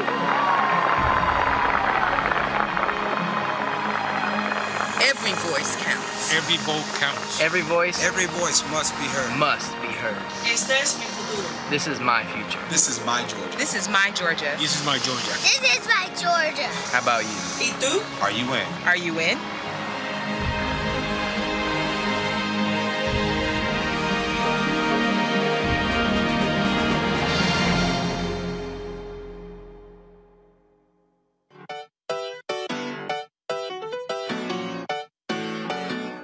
We got power. We're about to get ready to launch our We Got Power tour. Slim and I are going on the blackest bus in America. We're hitting the streets again. We're going to be going through at least 12 states, maybe more. I'm just really excited. Now, it's a little bit different this time because COVID-19, we've got to wear masks, we've got to be socially distanced, but we are very committed that we've got to get in the streets and inspire and encourage our people in ways that are socially distant. Ready to hit the road, ready to see our folks, ready to be socially distant, ready to mask up. On our way to Pennsylvania, we'll be there for 2 days, and then we're headed to Ohio to Cleveland. We're going to be just spreading a lot of love and building a lot of power. The very last day, we're going to be out here on the ground in these streets because our people need us. Can't stop, won't stop. Register to vote. You can even request your online vote by mail ballot by clicking the link or by scanning our QR code with your camera. Vote early. Vote today, because we got power.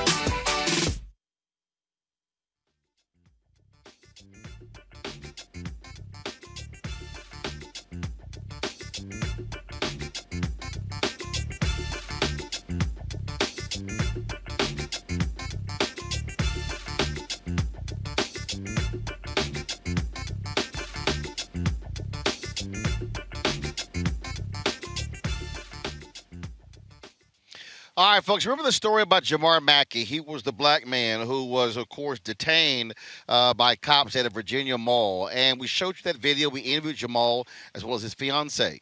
Guess what? He complained in the video about the cops not wearing a mask. Jamar is now tested positive for COVID-19. He is quarantining himself, and he was, of course, not happy at all, experiencing mild symptoms. And this is the thing right here, Mustafa, that again, this brother was minding his own business with his family, having lunch in a mall. The cops run over, accuse him, say that he used a stolen credit card. He was yelling and screaming, man, y'all arrested me. You ain't even wearing a doggone mask, and now he gets COVID-19. This man's life is put in danger because the cops got it wrong. It's reckless endangerment. For me, that's exactly what it is for these police officers. You know, who's going to cover his medical costs? And then also, you know, of course, they found out he was wrongfully, you know, sort of detained and all these different dynamics that continue to play out time and time again.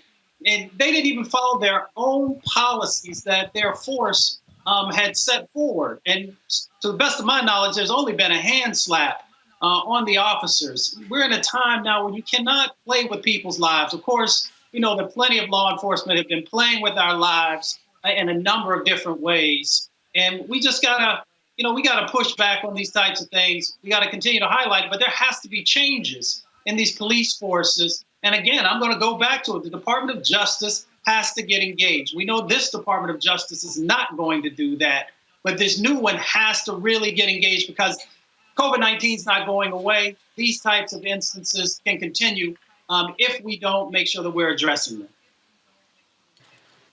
Well, in reality, Avis, we're still waiting to find out who Joe Biden's going to pick as his attorney general. There are many thought that Doug Jones, former Alabama Senator Doug Jones, was a leading contender. Sally Yates is also under consideration. So no decision has been made thus far. But Mustafa is right. I want to see an uber aggressive Department of Justice against these cops, as well as against these folks out here committing civil rights violations and going after white domestic terrorists. Absolutely. This is not the time for a moderate kumbaya attorney general. We need someone who is a fighter for justice. We need someone who will be an enforcer for justice. Because we have to be able to, in some way, try to mitigate the damage of this administration. We're still reeling from that. So, no, we don't need someone meek and mild. No, we don't need someone who's going to just kind of go along to get along and try to be, see both sides of every situation when one side, as you mentioned, is evil. We need someone who is going to really fight for justice. That's what it's going to take. We're going to need an aggressive person, and I'm hoping that that's exactly what we see. Speaking of aggressive, let's talk about this particular story here. Keon Harrell, the brother who was accosted along with his son by a white woman in a hotel in New York. We now know her name. Her name, according to TMZ, her name is Miya Ponsetto. She says she's Puerto Rican. She has a rap sheet of this big time. Law officials say both she and her mom were inebriated, went after hotel officials when they called the police. She was charged with public intoxication. And her mom received the same charge plus battery on a police officer. The next day, she got pulled over as well. Now, here's the deal. The question is, will she get arrested and be extradited back to New York? That's what we're still seeing. And one of the things here, CNN actually did an interview with this woman here, hid her identity. Julian, I was like, what the hell is that? She not the damn victim. Why are you hiding her identity? And now we know through the video that she attacked this boy and his dad, and she lucky Keon didn't knock her the hell out. Well, first, my basic problem with this whole incident is the hotel. How dare the hotel manager take the young man's phone to verify her story? Like the daddy said, she ain't got the only iPhone in the world. They came off the elevator trying to get them some brunch, and this crazy woman attacks people. So my first thing is, that's a hotel none of us ever needs to stay in again. That's one. Number two, when we look at this is yet another Karen. We see these Karens. One of Karen lives next door to me.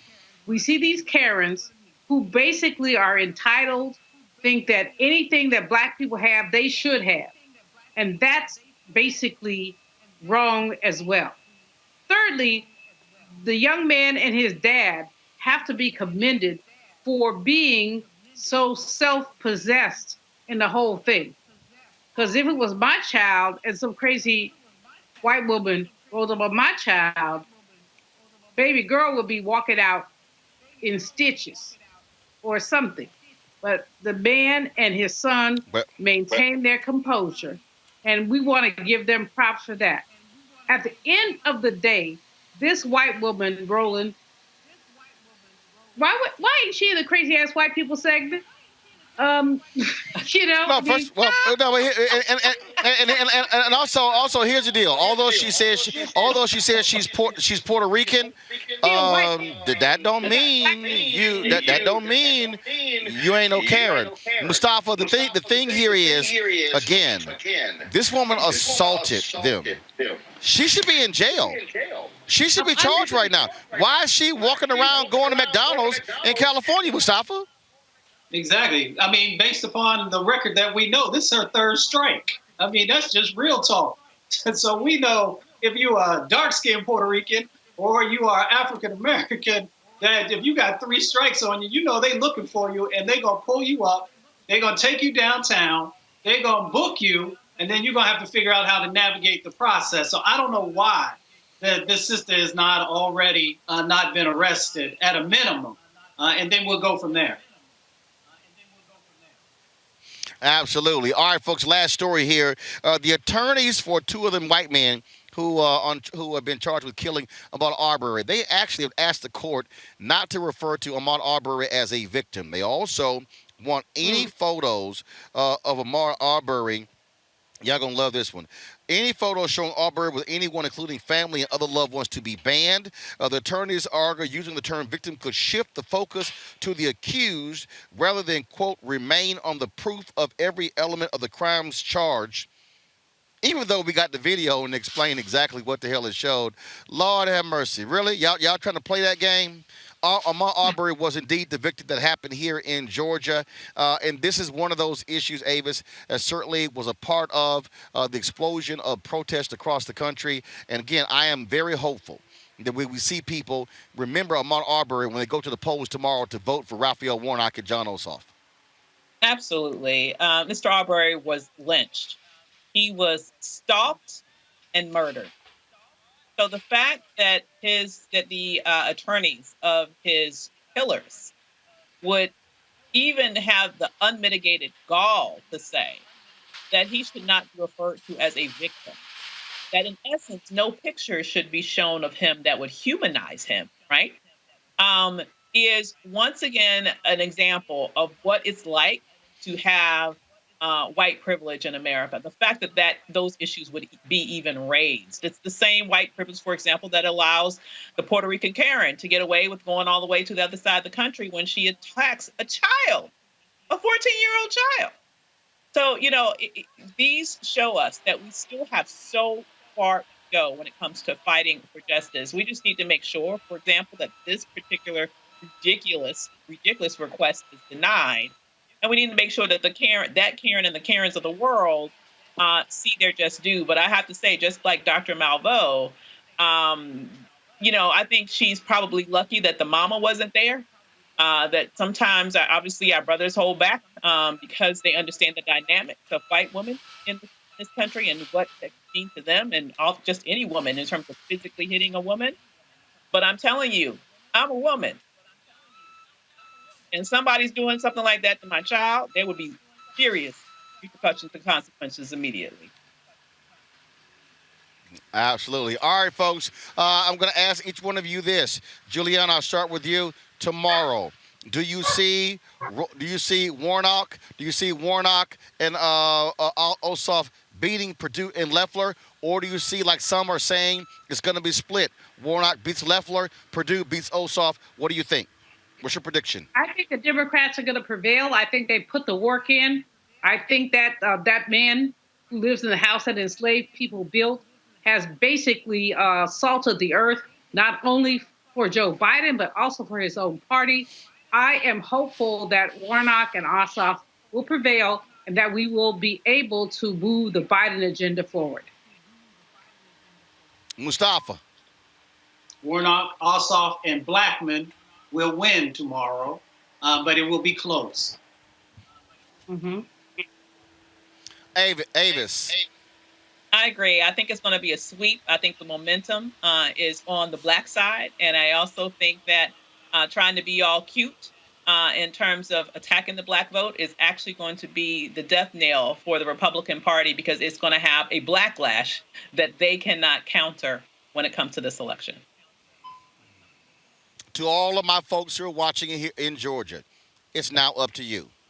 Polls open in the morning. You know what you have to do.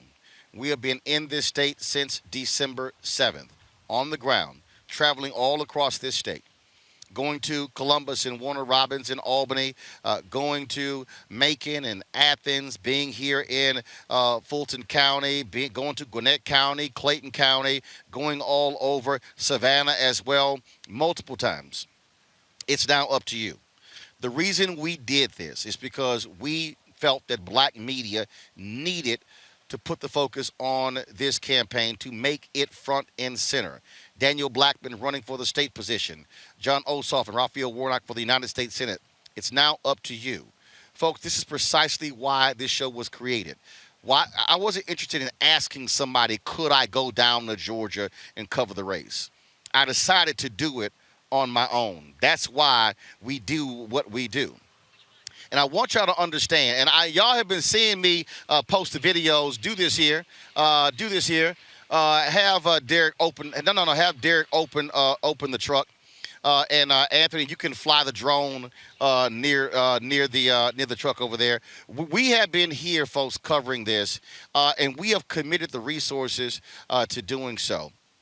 And I'm always about sharing with you what we're doing. When you look at all of the gear, all the equipment that we have, all the things that we've been doing, it has all been about, focusing on you, being able for us to tell the story, us for being able to show you, being transparent. I know a bunch of people out there have launched initiatives, and they really haven't done what they wanted to do, what they were supposed to do with the resources. But I want you to understand, as I said the other day on the show, we are absolutely committed to doing this, not just when it comes to this election, but come to other elections as well. And so when I ask you to support this show, when I ask you to support what we do, it really is about investing those resources back into the show and allowing us to do what we're able to do. That's why we have been here. And so y'all have seen me post the videos on Instagram. We've been traveling around in what I'm calling our Roro Mobile. Anthony, you're going to get a drone shot of that. This has allowed us to be able, this is our mobile studio, allows for us to be able to travel with our crew. This is which has been easy for us to do. It makes it a lot easier as well because we've got a bathroom in there, we've got a microwave, we've got a refrigerator, and so we are completely self-contained when we come out here. For us being able to do what we're supposed to do. And so again, when I tell you to support the show, drop the lower third, please. When I tell you to support the show, it really is, we are trying to do something that black folks are not doing. And I can't speak. Look, I'm no longer with TV One. I'm no longer with the Tom Jones Morning Show. Tom is retired. All I can do is control what I do. And so I told you we were committed to doing this, and that's what we're doing here. And so we actually acquired this vehicle. No, we ain't leasing it. No, we ain't renting it. No, wasn't bought on credit. It was paid for in cash. Because with COVID, we needed a mobile studio for us to be able to broadcast. In 2021, there's an election in Virginia. There are 2 African Americans who are running. We're going to be doing what we did here in Georgia. We're going to be doing the same thing in Virginia, covering this. And so that's why we are all about doing this, because this is a black media company. We are supporting other black businesses. We're hiring black freelancers. We're hiring people to do this because we understand, as the first black newspaper, Freedom's Journal, said, we wish to plead our own cause. Too long have others spoken for us. And so that's what our focus is. We're going to be here until all the ballots are cast. We are booked to be in Georgia through Saturday. And so we are committed to this. That's why we're doing this. And we want y'all to support what we do. When I ask you to join our Bring the Funk fan club, every single dollar counts. It allows for us to be able to do what we're doing here. Like I said, we're going to be, we're going to sit here and we're going to be in Virginia. We're going to be, for us, we understand the power of our vote. We're going to be partnering with Black Voters Matter, partnering with the Black Women's Roundtable, and so many others. This is what it is all about, folks, when it comes to what we're trying to do here. And so please support us. Cash App, $RM Unfiltered. PayPal.me/R Martin Unfiltered. Venmo.com is /RM Unfiltered. Zelle is Roland@RolandSMartin.com. You can support us there as well. Then, of course, you can send a money order to New Vision Media, Inc., 1625 K Street Northwest, Suite 400, Washington, D.C., 2006. We are building this. We are building this for a reason, and that is we cannot. And look, y'all need to understand, okay? After Biden left, all the media left. We've traveled this state. We haven't run into a whole bunch of national media outlets. We ain't run to none of the black media people. And so we want y'all to support what we do. We're asking $50. If you could give $50 for the year, that's $4.19 a month, 13 cents a day, to join our fan club. There are those who have given less. I see some of you who have contributed $1, $5. Every dollar matters. Some have contributed more than that. But every dollar does indeed matter, and we appreciate it because we are trying to build something that someone else cannot take away. And it's about us being able to control our destiny, control our narrative, and tell our story. So please support what we do. We're going to be live streaming tomorrow. We'll be live tomorrow night, and then we will have special coverage tomorrow night on the ground from Georgia, awaiting the election returns in all 3 runoff races. So stay right here. Go ahead and get your popcorn, get your food ready, because we're going to be bringing you the funk from Atlanta. And hopefully we will be celebrating a victory for Raphael Warnock and John Ossoff. Julian, Avis, Mustafa, I certainly appreciate it. Thank you so very much. For all our crew here in Atlanta, thanks a bunch. I'll see you guys tomorrow. If y'all missed all our previous live streams from the day, go to our YouTube channel. You can watch them and play them back. Check them all out. I got to go. Talk to y'all later. Tomorrow from Atlanta. Holla!